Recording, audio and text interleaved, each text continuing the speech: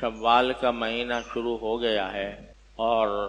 اللہ تبارک و تعالی نے یہ مہینوں کی ترتیب کچھ اس طرح رکھی ہے کہ پہلے رمضان المبارک کا مہینہ آتا ہے،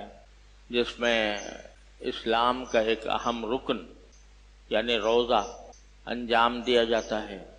اس مہینے کے ختم ہوتے ہی جو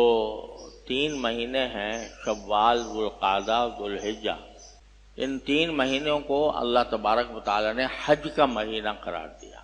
قرآن کریم میں فرمایا الحج اشہر معلومات، کہ حج جو ہیں وہ کچھ متعین مہینوں میں اللہ تعالیٰ نے مشروع فرمایا ہے، اور حضور نبی کریم سرورت عالم صلی اللہ علیہ وسلم نے اس آیت کی تفسیر میں فرمایا کہ یہ جو فرمایا کہ حج کے 3 مہینے ہوتے ہیں، اس سے مراد شوال ہے اور ذوالقعدہ ہے اور ذوالحجہ ہے۔ تو پہلے زمانے میں جب بندہ کہیں دور دراز سے حج کے لیے جاتا تھا تو سفر ہی کے اندر بہت مدت لگ جاتی تھی، بعض اوقات کئی مہینے گزر جاتے تھے۔ تو اس واسطے اللہ تعالیٰ نے شوال کے مہینے سے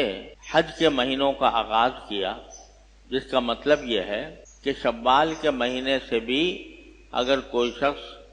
حج کا ارادہ لے کر نکلے تو اس کا سفر حج کا سفر شمار ہوگا اور اس کی ساری برکات حاصل ہوں۔